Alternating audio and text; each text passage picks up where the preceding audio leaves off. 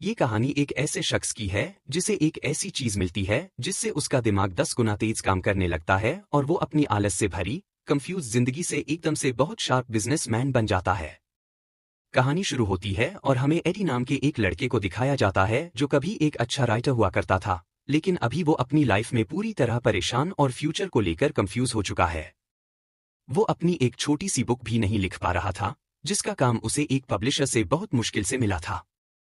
वो रोज कुछ लिखता है लेकिन उसे मिटा देता है। अब इसी वजह से उसकी गर्लफ्रेंड भी उसे छोड़कर चली जाती है। इसी तरह उसे उसकी पहली वाइफ भी छोड़कर चली गई थी। अब एडी निराश होकर पैदल ही अपने अपार्टमेंट में जा रहा होता है कि रास्ते में उसे उसकी एक्स वाइफ का भाई वर्ना मिलता है। अब एडी वर्ना से अपने हालात के बारे में सब कुछ डिस्कस करता है, जिससे वर्ना समझ जाता है कि एडी अपनी लाइफ को लेकर कंफ्यूज है। अब वर्ना एडी की इस परेशानी का हल निकालने के लिए उसे एक पिल देता है। एडी उस पिल को देखकर हंसने लगता है कि इससे मेरे मसले कैसे हल होंगे। तो वर्ना बताता है कि ये कोई मामूली पिल नहीं है। इसे खाते ही तुम्हारे दिमाग की क्लैरिटी 100% तक बढ़ जाएगी और तुम अपना कोई भी काम पूरे फोकस से कर सकोगे। और वर्ना उसे अपना कार्ड भी देता है। एडी अपनी जिंदगी से हारा हुआ और उसे बदलने के लिए वो पिल अपने अपार्टमेंट जाने से पहले ही खा लेता है। अब रास्ते में उसे उसके अपार्टमेंट की मालकिन मिलती है, जो उसे किराया न देने के लिए गुस्से से बात कर रही थी। अब एडी का सिर उस पिल से चकरा रहा होता है, लेकिन एकदम से वो पिल अपना असर दिखाती है और एडी की मेमोरी इतनी शार्प हो जाती है कि उसे अपनी पुरानी से पुरानी किताब पढ़ी हुई याद आ जाती है। और वो मालकिन की एक लॉ की बुक देखकर उसे वो न पढ़ने की सलाह देता है और उसे पूरी जानकारी के साथ एक और किताब रिकमेंड करता है। मालकिन उसकी नॉलेज देखकर उससे इंप्रेस हो जाती है और उसे अपने अपार्टमेंट में इनवाइट करती है, जहां वो क्वालिटी टाइम बिताते हैं। अब एडी अपने अपार्टमेंट में पहुंचकर अपनी हालत देखकर खुश होकर कहता है कि ऐसे भला कौन रहता होगा। अब वो कपड़े और हर चीज साफ करने लगता है और ऐसा दिखाया जाता है जैसे एडी का कोई दूसरा रूप हो। मतलब अब वो अपना काम बड़ी तेजी से कर पा रहा था। फिर उसकी दिमागी हालत बिल्कुल क्लियर हो गई थी। अब कोई भी कंफ्यूजन या उलझन नहीं थी और ये सब बस उस पिल से हुआ था। अब वो अपनी किताब लिखने लगता है और बिना रुके एक फ्लो के साथ वो अपना सारा काम कर देता है और किताब मुकम्मल करके सो जाता है। अब सुबह उठता है तो वो बिल्कुल वैसा ही उठता है जैसा पहले कंफ्यूज सा था, लेकिन उसने किताब पूरी कर ली थी। तो वो अपने पब्लिशर के पास जाकर उसे वो किताब देता है और उस पब्लिशर को भी यकीन नहीं आता कि उसने वो किताब लिख ली है। और जब एडी अपने अपार्टमेंट वापस आता है तो उस पब्लिशर के बहुत से मैसेज आए हुए थे। उसे वो किताब बहुत पसंद आई थी और उसने कॉल बैक करने को कहा था। और अब एडी बहुत खुश हो जाता है और वो वर्ना से मिलने जाता है, जहां एडी वर्ना से पिल की तारीफ करने लगता है।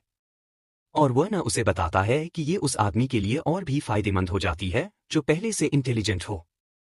इसका मतलब ये तुम्हारे लिए कमाल काम करेगी। और अभी तक ये अप्रूव नहीं है।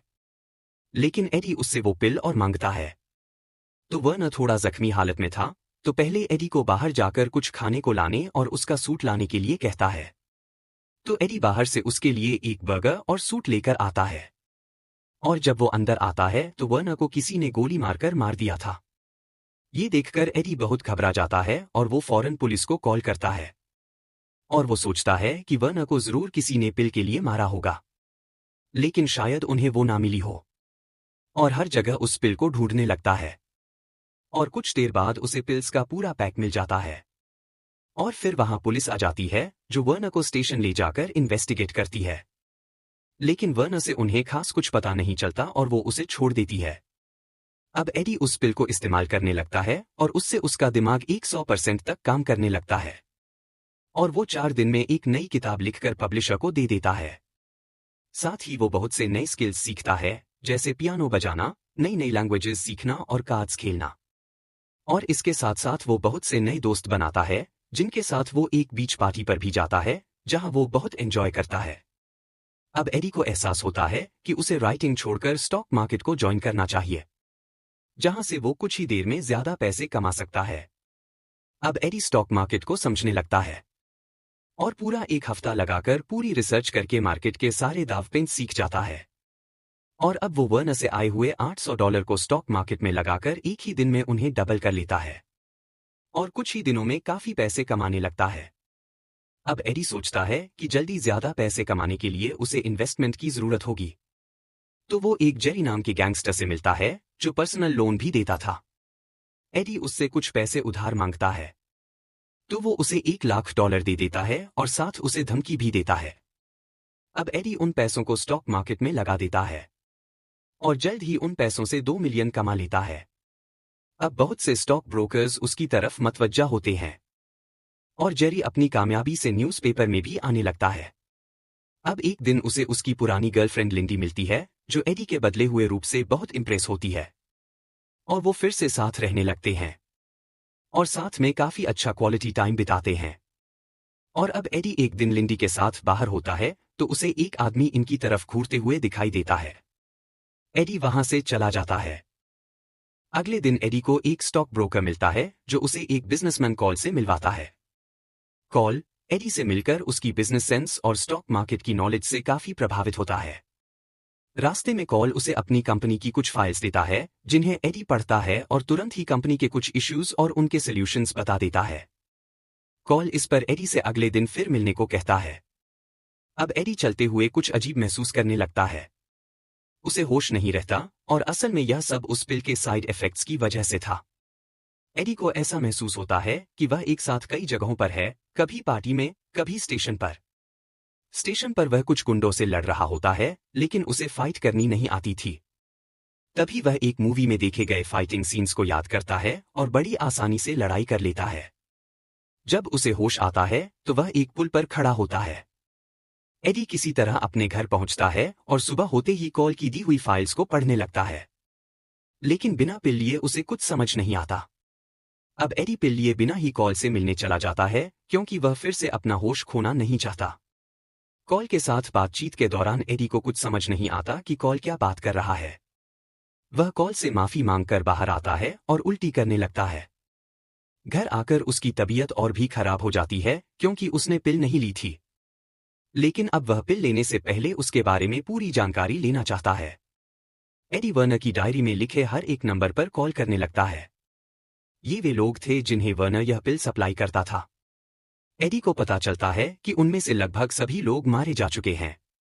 आखिर में एडी एक आखिरी नंबर पर कॉल करता है। वह नंबर उसी आदमी का होता है जो पिछले कुछ दिनों से एडी का पीछा कर रहा था। अब एडी अपनी जान बचाकर वहां से भाग जाता है। वह एक कैफे में पहुंचता है जहां उसे अपनी एक्स वाइफ, जो वर्नर की बहन थी, मिलती है। वह एडी को बताती है कि वह भी इस पिल की आदी हो गई थी और बड़ी मुश्किल से इसे छोड़ पाई है। वह एडी को भी धीरे धीरे इसे छोड़ने की सलाह देती है। अब एडी घर की तरफ जा रहा था कि रास्ते में उसे वही गैंगस्टर मिलता है और एडी से अपने पैसे वापस मांगता है। गैंगस्टर एडी के पास पिल दिखता है और उसे खा लेता है। एडी तुरंत अपनी जेब से पैसे निकालकर उसे दे देता है। अब एडी की हालत बहुत खराब थी। एडी अपनी गर्लफ्रेंड लिंडी के ऑफिस पहुंचता है और उसे सारी बात बताकर मदद करने को कहता है। अब एडी को किसी भी हालत में पिल खानी थी तो वह लिंडी को अपने घर से पिल लाने भेजता है। लिंडी उसके घर से पिल लेकर निकलती है, लेकिन तभी वह आदमी जो एडी का पीछा कर रहा था, लिंडी का पीछा करने लगता है। लिंडी एक जगह छुप जाती है और एडी को फोन पर सारी बात बताती है। एडी उसे एक पिल खाने को कहता है। लिंडी पिल खा लेती है और उस आदमी से पीछा छुड़ाकर वहां से आसानी से निकल जाती है। घर आकर लिंडी एडी से कहती है कि वह इस पिल को छोड़ दे। एडी उसे कहता है कि वह पिल छोड़ने से पहले अपने कुछ काम निपटाना चाहता है। अब एडी पिल खाकर अपने तेज दिमाग से उस पिल का अध्ययन करने लगता है। उसे काफी जानकारी मिलती है, जैसे इस पिल के साइड इफेक्ट्स को कम करने के लिए इसे समय पर खाना चाहिए और ड्रिंक नहीं करनी चाहिए। अब वह पिल को इसी तरह लेने लगता है। एडी अब अपने तेज दिमाग से कुछ अच्छे डिसीजंस लेता है, जैसे वह अपने लिए एक सूट बनवाता है जिसमें हिडन पॉकेट्स होते हैं ताकि वह पिल छुपा सके। वह एक फार्मासिस्ट के पास जाकर उस पिल की और भी कॉपीज बनवाने को कहता है और साइड इफेक्ट्स खत्म करने को कहता है। फार्मासिस्ट उससे कहता है कि यह 6 महीने में तैयार होगी। इस काम के लिए एडी काफी पैसे इन्वेस्ट करता है। अब एडी कॉल के साथ मिलकर उसकी कंपनी को बहुत आगे ले जाता है। वह कई बिजनेसमैन के साथ मिलकर स्टॉक मार्केट के जरिए खुद भी बहुत पैसे कमाता है और उनकी भी काफी मदद करता है। एक दिन कॉल से एक पुलिस वाला मिलता है। उसे एक फुटेज के आधार पर पता चलता है कि कॉल एक लड़की के साथ था जिसकी डेथ हो गई थी। यह सब कॉल ने तब किया था जब वह पिल के साइड इफेक्ट्स की वजह से होश में नहीं था। कॉल एक वकील को हायर करता है और उसे सारी बात बताकर इस केस से खुद को बचा लेता है। जब कॉल घर आता है तो उसे पता चलता है कि उसकी पिल्स उसकी कोट की पॉकेट से गायब हैं। उसे याद आता है कि उसकी कोट पुलिस स्टेशन में वकील के पास थी।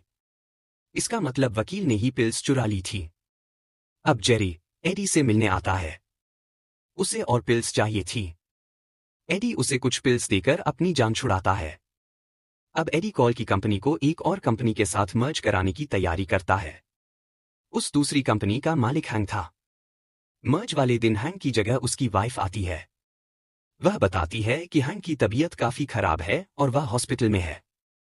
जब वह जा रही होती है तो एडी हैंक के ड्राइवर को देखता है। यह वही आदमी था जो एडी का पीछा कर रहा था। इसका मतलब हैंक भी वह पिल्स ले रहा था और उसकी पिल्स खत्म हो चुकी थी।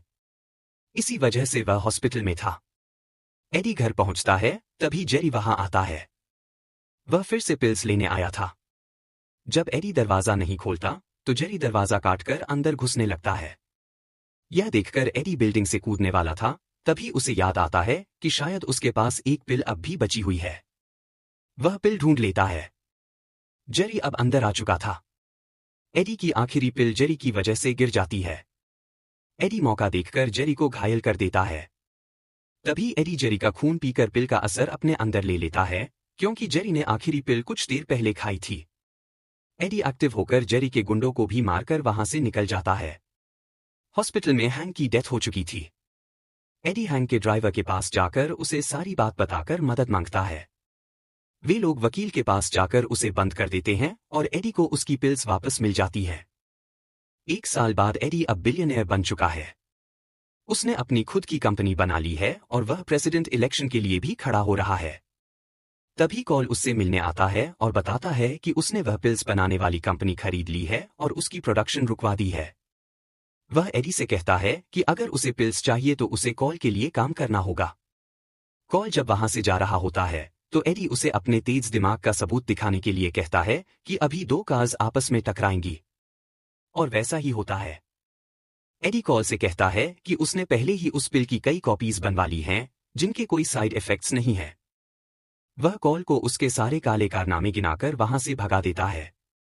अगले सीन में एडी अपनी गर्लफ्रेंड लिंडी के साथ एक चाइनीज रेस्टोरेंट में होता है। वह वेटर को चाइनीज में ऑर्डर देता है। यह देखकर लिंडी कंफ्यूज्ड हो जाती है कि एडी ने फिर से वह पिल्स तो नहीं ली। और यहीं पर मूवी का एंड हो जाता है।